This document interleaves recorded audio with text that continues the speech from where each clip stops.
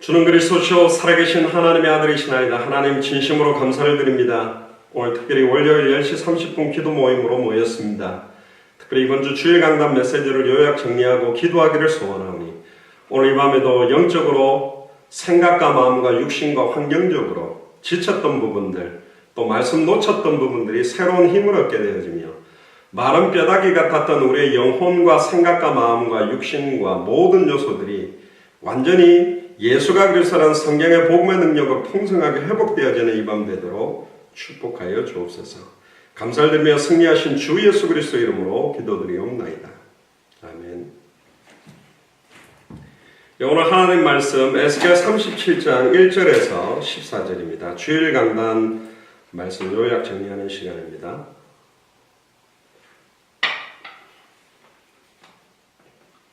구약성경 에스겔 37장 1절에서 14절 말씀입니다. 제가 봉독해 드리겠습니다. 여호와께서 권능으로 내게 임재하시고 그의 영으로 나를 데리고 가서 골짜기 가운데 두셨는데 거기 뼈가 가득하더라. 나를 그 뼈 사방으로 지나가게 하시기로 본즉 그 골짜기 지면에 뼈가 심이 많고 아주 말랐더라. 그가 내게 이르시되 인자야 이 뼈들이 능히 살 수 있겠느냐 하시기로 내가 대답하되 주 여호와여 주께서 아시나이다. 또 내게 이르시되 너는 이 모든 뼈에게 대언하여 이르기를 너희 마른 뼈들아 여호와의 말씀을 들을지어다. 주 여호와께서 이 뼈들에게 이같이 말씀하시기를 내가 생기를 너희에게 들어가게 하리니 너희가 살아나리라. 너희 위에 힘줄을 두고 살을 입히고 가죽으로 덮고 너희 속에 생기를 넣으리니 너희가 살아나니라. 또 내가 여호와인 줄 너희가 알리라 하셨다 하라.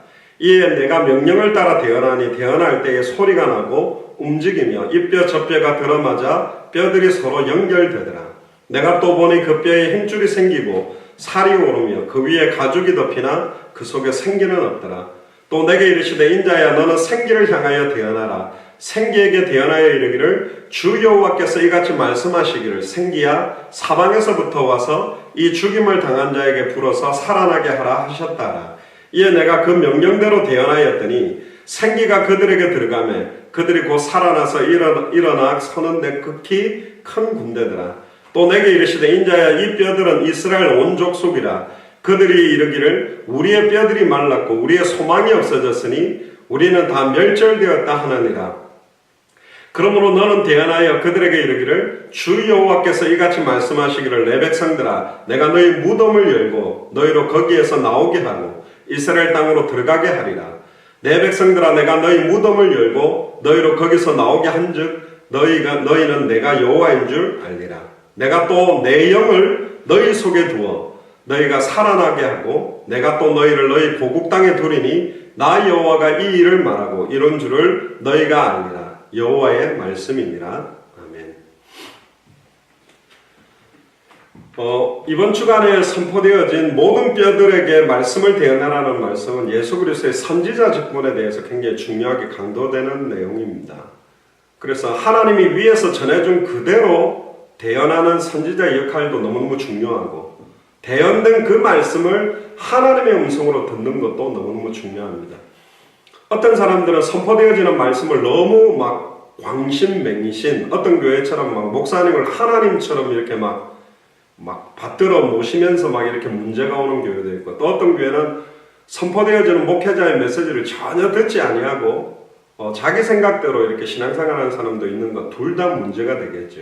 그래서 지금 이 모든 뼈들에게 말씀을 대언하는 이게 이 시대에 어떤 면에서는 200개 나라와 2000개가 넘는 미전도 부족 국가를 살리는데 너무나 중요한 핵심적인 부분들입니다. 어떤 면에서는 우리에게는 몇 가지 모습으로 이 말씀을 좀 더 확인을 해봐야 됩니다. 이 시대의 에스겔 같은 우리를 불러서 주시는 말씀일 수도 있고, 또 한편으로는 마른 뼈와 같은 나의 모습을 하나님이 재확인하게 하는 그런 두 가지 각도로 이 메시지를 꼭 좀 보고 확인을 해야 됩니다. 그래서 에스겔이 골짜기에서 본 가득한 뼈들은 어떤 면에서는 또 세 번째 각도로 보면 내가 속해 있는 우리의 가정, 내가 다니고 있는 우리의 직장, 내가 다니고 있는 우리의 학교의 현장, 만나지는 모든 나의 친척, 가족, 또 동료, 또 학교의 선후배들이라고 볼 수 있죠. 너무나 많은 사방에 심이 마른 뼈들이 가득 차 있다. 그 뼈들이 아주 바짝 마른 상태다. 허물과 죄로 영혼이 죽은 상태예요. 영적인 부분과 생각과 마음이 완전히 말라진 상태로, 멸절된 상태로 말합니다. 그런데 11절에 보면 이 뼈를 이 성경에서는 이스라엘 온 족속이다. 결국은 불신자들이나 종교인들이나 이단 사이비들 사람들은 당연히 영적으로 죽어있고 말라있는 상태가 당연한데, 현장에 있는 신앙생활하고 있는 성도들이 영적 상태가 이 상태라는 것을 이야기를 하고 있고요. 심지어 소망이 없어졌고 다 멸절이 되었다. 아무리 어려운 상황에서도 소망에 대한 꿈을 가지고 있다면 승리할 수 있을 건데 그 소망마저 없어져 버렸다. 왜? 그 당시의 현실이 바벨론에게 완전히 멸망당하고 포로로 잡혀있는 이스라엘의 모습에서 주시는 말씀이에요. 예를 들어서 이스라엘이 완전히 승리하고 나서 주시는 말씀이 아니라 완전히 망한 자리에서 이 말씀을 주셨거든요. 결국 망한 이스라엘의 민족, 망한 하나님의 자녀가 완전히 이스라엘의 군대로, 하나님의 군대로 일어날 수 있는 방법은 딱 한 가지밖에 없다. 모든 뼈들에게 말씀을 대언하는 방법밖에는 없다. 왜? 이 말씀이 영이요 말씀이 생명이기 때문에, 말씀이 육신을 입고 이 땅에 오신 분이 그리스도고, 푸른 마르고 꽃은 시들어도 우리 하나님의 말씀은 영원하고 율법의 1.1획도 땅에 떨어지지 아니하고 다 성취되고, 이 말씀은 살아서 죽은 사람들의 영, 혼, 관절, 골수, 생각, 마음을 찔러 쪼개서 치유시킬 수 있는 능력이 말씀 안에 있기 때문에, 태초에 말씀이 계시니라 이 말씀이 하나님과 함께 계셨으니 이 말씀이 곧 하나님이시기 때문에 그렇습니다. 사람이 떡으로만 살 것이 아니요 하나님의 입으로 나오는 말씀으로 살 것이다. 그래서 사실은 이 말씀을 대언하는 것이 너무너무 중요하다. 왜 이스라엘이 멸망당했습니까? 예루살렘이 바벨론에게 멸망당한 이유는 그들이 하나님을 버리고 떠났다라고 예레미야 2장에 말하고 있고, 그들이 죄악 가운데 빠지고 하나님을 배반했다고 예레미야 4장에 이야기하고 있고, 특히 그들의 죄악은 가장 중요한 건 하나님의 말씀 자체를 놓치고 우상에게 빠진 것이다. 말씀 자체를 놓쳤다는 말은 그 말씀을 하나님의 말씀으로 붙들지 않았고 결국은 그 약속을 잃어버렸다는 거예요. 율법의 1.1획도 땅에 떨어지지 아니하고 반드시 성취되는 약속 자체를 잃어버리고 살아가는 거죠. 그러니까 결국은 망할 수밖에 없는 현실인 겁니다. 두 번째, 이 마른 뼈를 살리는 하나님, 에스겔에게 물어봅니다. 이 뼈들이 능히 살 수 있겠느냐? 에스겔은 주 여호와여 주께서 아시나이다. 여러분들 가정, 여러분들의 남편, 자녀들, 여러분들이 다니고 있는 직장과 학교가 완전히 살아날 수 있겠습니까? 주 여호와께서 아시나이다. 하나님의 손에 모든 게 있습니다. 오직 하나님이 역사하면 살릴 수 있다. 그 말이죠. 그때 에스겔 37장 4절에 마른 뼈들을 살리기 위해 여호와의 말씀을 대언하라고 명령합니다. 즉 대언이라는 말은 하나님의 말씀 그대로를 가감없이 전달해라. 대언과 대언자라는 말, 프라펫이라는 말은 성경에 500회 이상 나오는 단어입니다. 대언이라는 한자 의미 자체는 남의 말을 대신 전한다 그런 뜻이지만, 결국은 하나님이 이 선지자 직분을 최초로 허락하신 계획은 이스라엘 백성에게 직접 나타나셨을 때 출애굽기 7장에 보면 막 천둥번개처럼 나타나서 음성이 들리니까 이스라엘 백성들이 두려워서 죽을 것 같으니까 모세가 듣고 들은 하나님의 말씀을 우리에게 전해달라.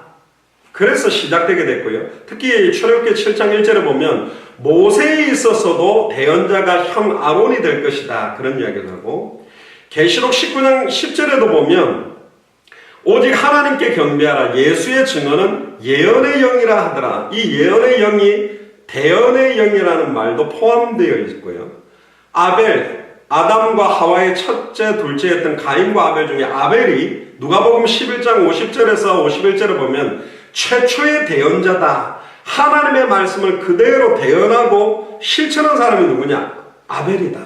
그럼 결국은 어린 양의 첫 새끼와 기름으로 하나님께 예배드렸던 그 내용 때문에 또 순교하게 되지요. 그리고 심지어 아브라함도 창세기 20장 7절에 보면 아브라함도 선지자라고 여호와께서 아비멜렉에게 대언하고 있습니다. 결국은 구약 성경에 나왔던 모든 시대를 끌어갔던 지도자들이나 리더들은 하나님의 말씀 그대로를 듣고 그대로를 대언하는 역할로 그 역할들을 이루어 오게 됐죠. 그리고 더 중요한 게 신명기 18장 15절부터 보면 여호와께서 너희 가운데 네 형제 중에 너를 위하여 나와 같은 선지자 하나를 일으키시리니 너희는 그의 말을 들을지어다. 여기 나와 같은 선지자 하나는 모세라기보다는 의미적으로 장차 오실 메시아 예수 그리스도를 말하고 그의 말씀을 들으라. 즉 그의 복음, 예수께서 그리스도로 오셔서 주시는 복음을 들어야만 살 수 있다. 특히 신명기 18장 18절에 보면 내 말을 그 입에 두리니 내가 그에게 명령하는 것을 그가 무리에게 다 말하리라. 누구든지 내 이름으로 전하는 내 말을 듣지 아니하는 자는 내게 벌을 받을 것이요 만일 어떤 선지자가 내가 전하라고 명령하지 아니한 말을 제 마음대로 전하든지 다른 신들의 이름으로 말하면 그 선지자는 죽임을 당하리라.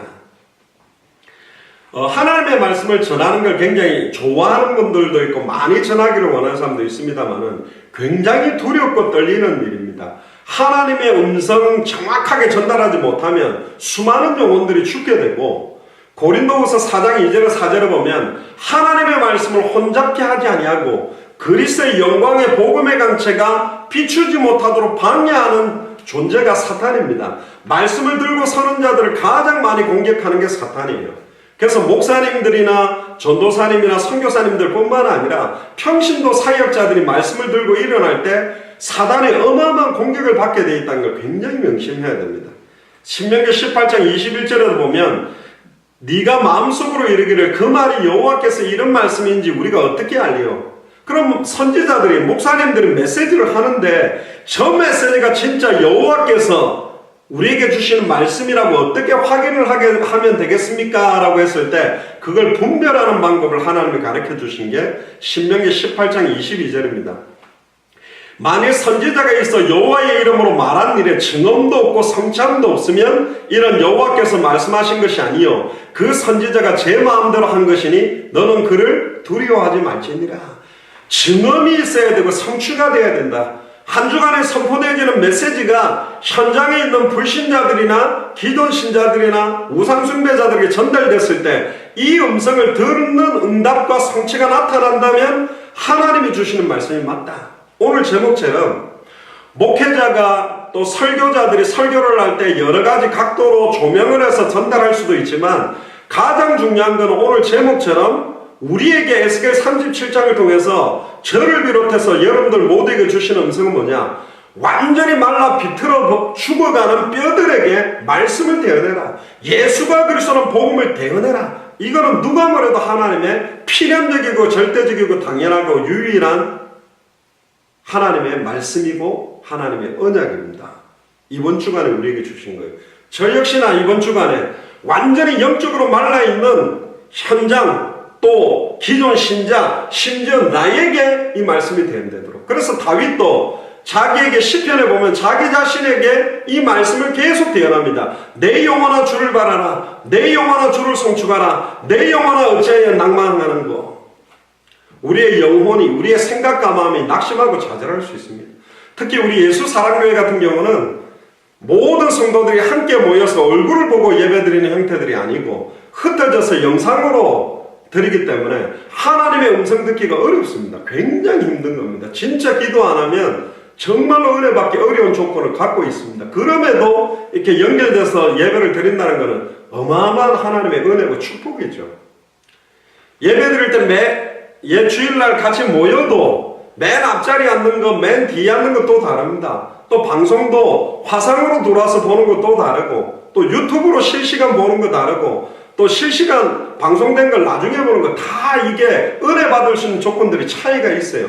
그럼에도 하나님의 음성을 들을 수 있는 성도들과 제자들이 일어난다. 진짜 말씀을 듣는 사람입니다. 그 말씀 딱 잡고 살아날 수 있는 사람이 있다면 아무도 도와주지 않는 현장에 이 시대의 카탄쿰과 같은 건 지하 동물 속에 있다 할지라도 이 말씀을 붙잡고 살아날 수 있는 힘을 얻게 되겠지요. 어쨌든 이 말씀을 붙드는 게 너무너무 중요하다. 심지어 베드로후서 1장 20절에 21절에 보면 먼저 알 것은 성경의 모든 예언은 사사로이 풀 것이 아니니 예언은 언제든지 사람의 뜻으로 낸 것이 아니요 오직 성령의 감동하심을 받은 사람들이 하나님께 받아 말한 것이다. 성령의 감동하심을 받은 사람이 하나님께 받아서 말하는 것이 예언이고 대언입니다. 하나님의 감동을 받아서 기록한 것이 바로 성경이듯이 너무너무 중요한 거죠.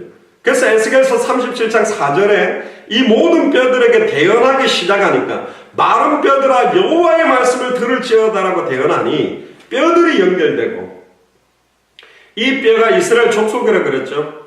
뼈 이야기하면 아담이 자기 하와에게 뭐라 그러냐면 내 뼈 중에 뼈요 내 살 중에 살이다. 뼈 중에 뼈, 살 중에 살이 뭘 뜻할까? 하와입니다. 첫사람 아담으로 말미암아 사망이 들어왔고 마지막 아담으로 오신 예수 그리스도로 말미암아 생명이 오는데, 첫 번째 여자 하와는 말씀이 희미해서 남편에게 이 과실을 따먹고 주는 역할을 했습니다. 그러면 마지막 하와는 누굴까? 계시록을 조명해서 본다면 신랑 되시는 예수님, 신부 되는 교회, 결국은 마지막 하와의 역할을 하는 것은 이 시대의 교회를 말합니다. 이 시대의 교회가 창세기 3장처럼 또 말씀이 강단에서부터 희미하게 전달된다면 완전히 또 실패하게 되겠죠. 그래서 뼈들이 붙고 힘줄이 붙고 살이 오른다는 말은 몸된 교회, 교회의 머리는 예수 그리스도의 몸된 교회가 계속 공급되어지는 여호와의 말씀으로, 예수가 그리스도한 복음으로 뼈들이 맞아서 하나가 되고 힘줄이 붙고 살이 덮이고 가죽이 덮이게 되는, 그래서 결국은 믿음은 들음에서 나며 들음은 그리스도의 말씀 아니면 안 되기 때문에, 그리고 계속 되었는데 뼈들이 맞고 힘줄이 살이 오르고 가죽은 덮였지만 생기가 없는 거예요. 그때 에스겔 37장 9절 10절에 보면 생기에 대해서도 다시 명령해라. 다시 생기에 대해서 재현하니 그 생기가 들어가는데 그들이 곧 살아나서 일어나는데 극히 큰 문제가 됐다. 말씀을 계속 대언하는데 결국은 뼈가 붙고 힘줄이 붙고 살이 덮이고 가죽이 덮이지만 완전히 살아나는 것은 뭐냐? 생기가 들어가야 된다. 그럼 이 생기는 뭘 말하냐? 여호와의 영, 그리스도의 영, 성령이요. 하나님의 말씀을 계속 들음으로 믿음은 생기지만 인격적으로 예수를 나의 참선지자, 참제사장, 참왕으로 마음으로 믿고 입으로 고백해서 영접할 때 예수님이 요한복음 14장 16절 17절에 내가 너희 속에 있겠으면 영원히 함께 있겠다. 고린도전서 3장 16절에 너희가 하나님의 성전인 것과 하나님의 성령이 너희 안에 가는 것을 알지 못하느냐. 요한일서 4장 15절에 예수를 하나님의 아들이라 시인하는 저 마음속에는 하나님이 계시는 성삼위일체의 놀라운 역사로 말미암아 그 생기 그리스도의 영 여호와의 영이 우리 속에 들어올 때 우리가 완전히 살아버리는 거예요. 복음하면 쭉 말하니까 영접기도 따라해서 생기가 들어가는 게 아니라 진짜로 예수가 그리스도라는 그 복음을 듣고 갈라디아서 2장 20절에 내가 그리스도와 함께 십자가에 못 박혀 죽었고 그리스도와 함께 살아나야 될 추악하고 더러운 죄인이기 때문에 예수 그리스도의 십자가의 공로 아니면 예수 그리스도의 부활이 아니면 살 수 없고 다시는 나를 위해 살지 않고 그리스도가 내 인생 주인 되기를 원한다고 모셔들 때 그 사람 속에 예수 그리스도의 생명이 임하는 거예요. 요한일서 5장 11절에 13절에 또 구원받은 증거는 이것이니 아들에게만 생명이 있는데 아들이 있는 자는 생명이 있고 아들이 없는 자는 생명이 없다. 아들의 이름을 믿는 너에게 영생이 있음을 알게 하려 합니다.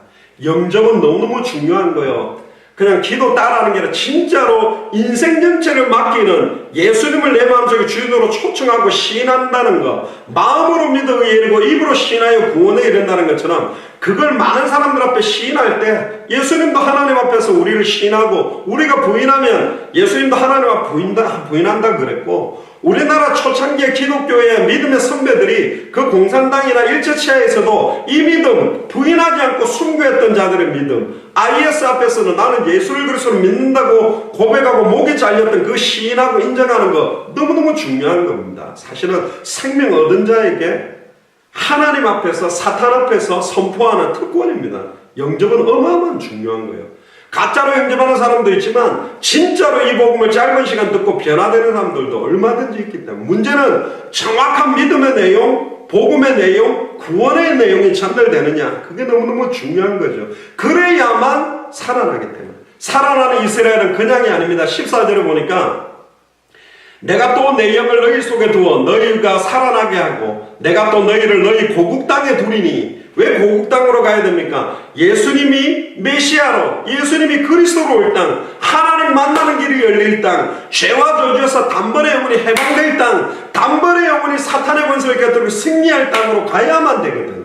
나 여호와가 이 일을 말하고 이룬 줄을 너희가 알리라. 여호와의 말씀이다. 결국은 그 땅을 회복하고 정복할 마하나임 하나님의 군대로, 지극히 큰 군대로 일어나게 돼 있다. 아멘입니까? 말은 지극히 말라있는 뼈다귀 같은 내 모습에 말씀이 들어가고 생기가 들어가니까 군대가 되는 것입니다. 결론입니다. 우리 자신이 이런 마른 뼈다귀에 심이 말라있는 뼈다귀가 아닌가, 이걸 확인해 봐야 됩니다. 아담 이후에 모든 인간은 영적으로 완전히 초월과 저로 죽은 상태예요. 왜 죽었죠? 하나님과 단절됐기 때문에. 그러니 육신의 마음에 따라 원하는 것을 하고 세상 풍속을 따르는 죄를 지을 수밖에 없다. 그러니까 일평생 사단에게 종노릇하고 육신적인 것을 쫓게 돼 있는 인생이 돼 있다. 에베소 2장 3절을 보면 전에는 우리도 다 그 가운데서 우리 육체의 욕심을 따라 지내며 육체와 마음이 원하는 것을 하여 다른 이들과 같이 본질상 진노의 자녀였다. 그러나 마른 뼈와 같은 우리를 살리기 위해 예수님이, 말씀이 육신을 입고 이 땅에 오신 거예요. 눈에 보이는 하나님으로 오신 분이 예수 그리스도입니다. 이분이 십자가의 죽음과 부활로 다 이루어서 누구든지 주 이름 부르면 단번에 영원히 하나님을 만나도록, 단번에 영원히 죄와 저주에서 해방되도록, 단번에 영원히 사탄 마귀 귀신의 권세를 깨뜨리고 승리하도록 길을 완전히 열어놓은 겁니다. 요한일서 3장 8절에 죄를 짓는 자는 마귀에게 속하나니 마귀는 처음부터 범죄함이라. 하나님의 아들이 나타나신 것은 마귀의 일을 멸하러 왔다. 마귀의 일이 뭡니까? 결국은 하나님의 말씀 듣지 못하게 하고, 말씀을 도덕질하고, 말씀을 혼미케 하고, 말씀을 변질시키는 거 완전히 박살내버렸습니다. 이거는 창세기 3장 15절에 여자의 후손이 뱀의 후손의 머리를 깨뜨릴 것이라는 완벽한 성취요.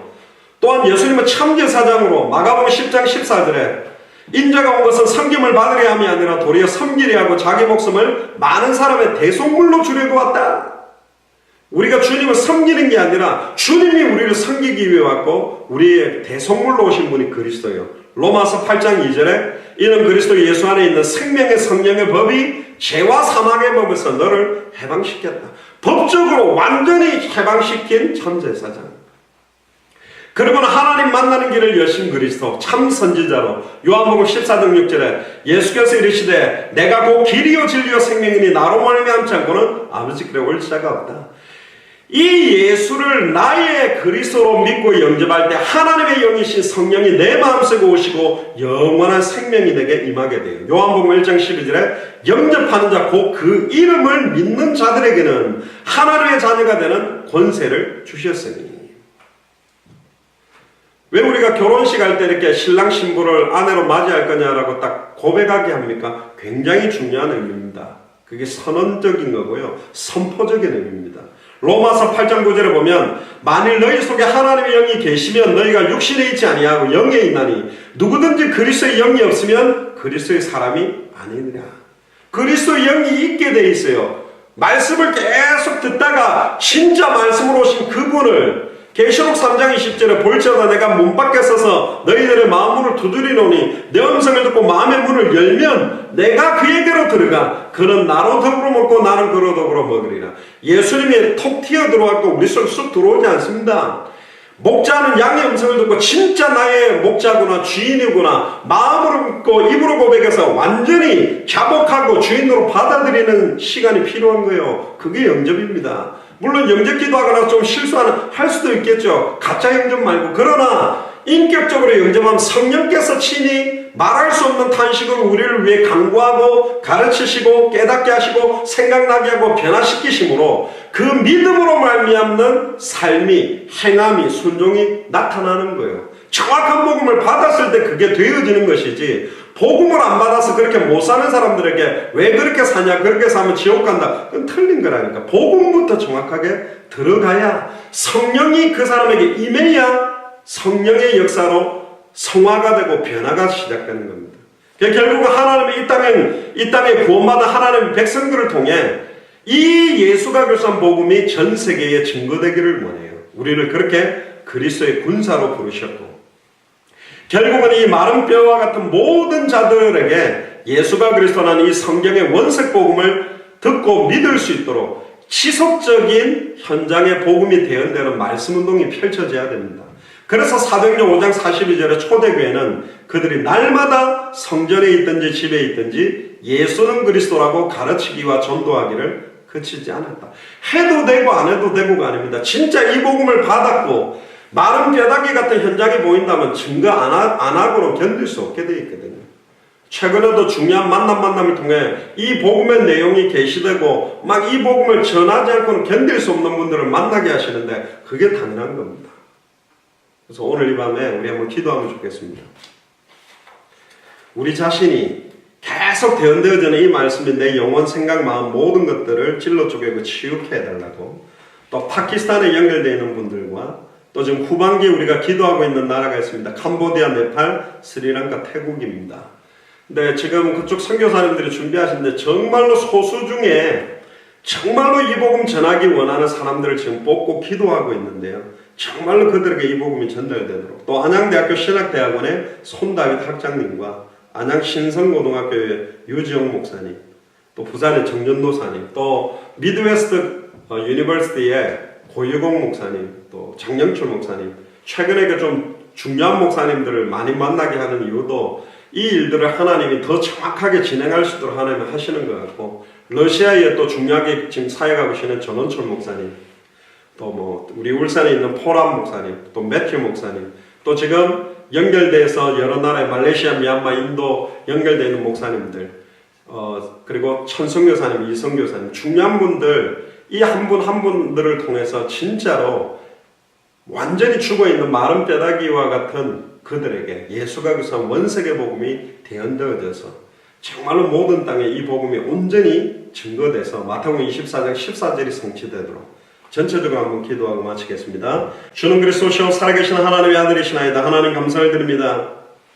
오늘 에스겔 37장을 통하여서 오직 주 예수 그리스도의 이름만이 찬송과 영광과 존귀를 받아 주시옵소서. 200개 나라와 2000개가 넘는 미전도 부족 국가마다 예수가 그리스도라는 원색의 복음을 대언할 귀중한 제자들을 만날 수 있도록, 그런 교회를 만날 수 있도록 축복해 주시고, 특별히 파키스탄, 캄보디아, 네팔, 스리랑카, 태국을 두고 기도합니다. 안양대학교 신학대학원 손다윗 학장님과 또 안양 신성고등학교 유지영 목사님과 또는 부산의 정전도사님, 또는 미드웨스트 대학의 고유경 학장님과 또 아버지 하나님 장영철 목사님, 또 전원철 목사님, 포람 목사님, 천성교사님, 이성교사님, 또 매튜 목사님, 또 연결되는 중요한 목사님들과 나라들을 두고 기도합니다. 하나님, 특별히 동남아시아를 중심으로 하나님께서 중요한 나라들의 문들을 여십니다. 하나님, 정말로 그 나라를 주님 오시는 그날까지 변하지 않고 순수하게 예수가 그리스도라는 복음만 전할 주의 종들과 선교사님들과 교회를 만날 수 있도록 축복하여 주옵소서.